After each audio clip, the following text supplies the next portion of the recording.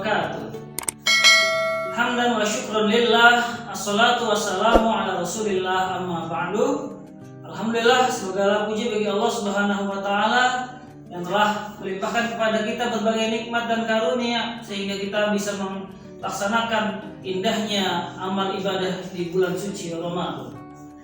Salawat serta salam mari sama-sama kita haturkan ke baginda Nabi besar Muhammad sallallahu alaihi wasallam. Allahumma shalli wa sallim wa barik alaih, junjungan semesta alam yang telah membawa umatnya dari alam jahiliyah ke alam Islamiyah. Saudara-saudaraku sekalian, bulan suci Ramadan adalah bulan diturunkannya Al-Quran, yang mana Al-Quran ini memiliki banyak nama. Di antaranya ada Al-Furqan yang artinya pembeda, yang membedakan mana yang baik, mana yang benar. Ada yang menyebut dengan Al-Huda yang artinya petunjuk. Ada juga yang menamakannya Alkitab, buku atau bacaan yang terhimpun di dalam satu mushaf. Dan ada juga salah satu nama daripada Al-Quran adalah Asy-Syifa. Apa arti daripada Asy-Syifa? Asy-Syifa artinya adalah penyembuh. Dan benar sekali bahwasanya Al-Quran adalah penyembuh atau Asy-Syifa untuk manusia, baik yang sedang sakit jasmani ataupun sakit rohani.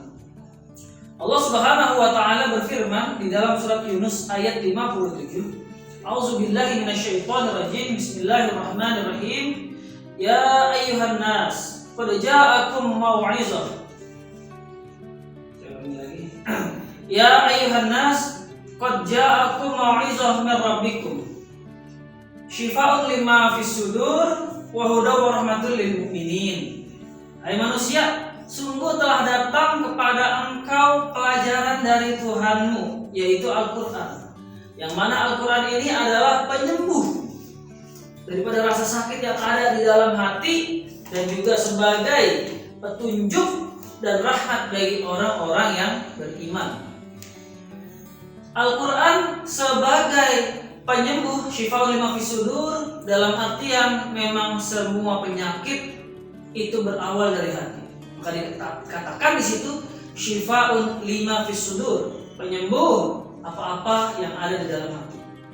Segala macam penyakit fisik sejatinya awal mulanya berawal daripada penyakit hati.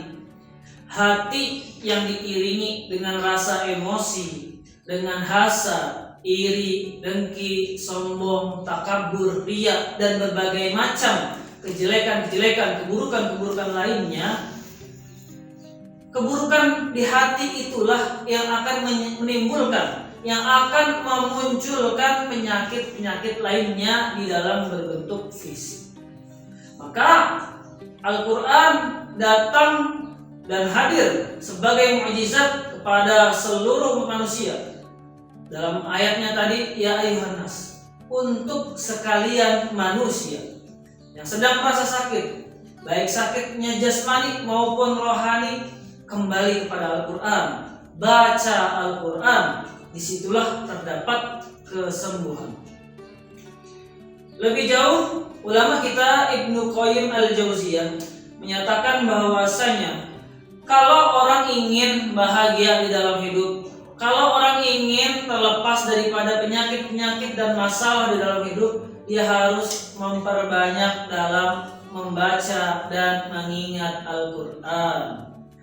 Ala bidzikrillah tatmainnul qulub. Dan ketahuilah bahwasanya hanya dengan mengingat Allah, bidzikrillah, mengingat Allah itu hati akan menjadi tenang. Yang mana kalau kita membaca Al-Quran, kita mentadabburi satu persatu, di situ kita banyak menyebut nama Allah. Di situ kita banyak menyebut tanda-tanda kekuasaan Allah.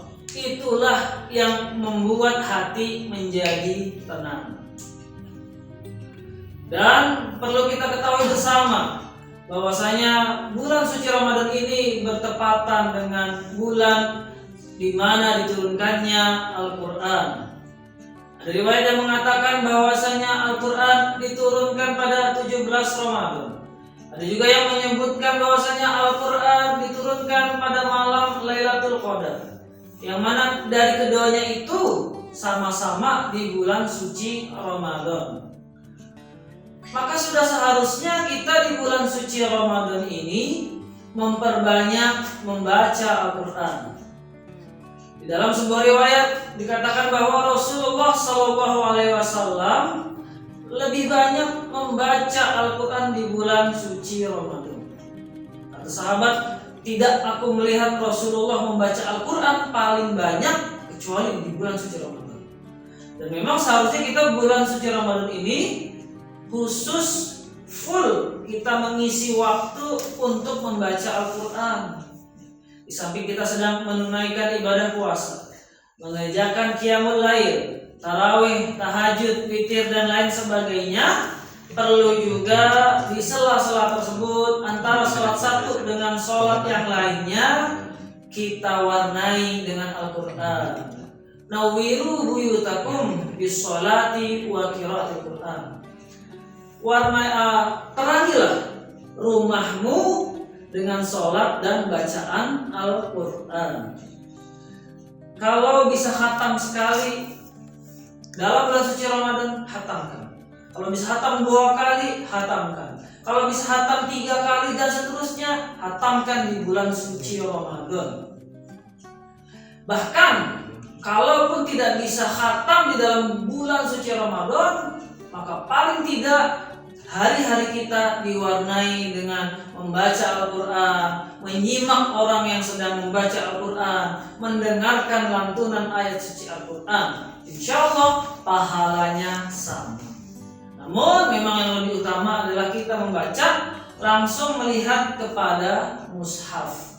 Jadi bukan hanya membaca berupa hafalan. Mungkin para hafiz dan hafizah sudah hafal, itu memurojaah, mengulang-ulang hafalan mereka. Tetapi yang lebih utama adalah kita membaca, melihat langsung dengan mushafnya. Demikian yang bisa kami sampaikan. Mudah-mudahan kita bisa menjadikan bulan suci Ramadan ini bulan yang benar-benar dekat dengan Al-Quran, dan juga kita memahami bahwasanya Al-Quran adalah sebagai penyembuh daripada penyakit-penyakit hati kita. Al-Quran adalah penyembuh daripada penyakit-penyakit fisik kita, dan Al-Quran adalah jalan kebahagiaan, petunjuk yang akan membawa kita kepada keselamatan baik di dunia maupun di akhirat. Aku qouli hadza, al-afwu minkum. Assalamualaikum warahmatullahi wabarakatuh.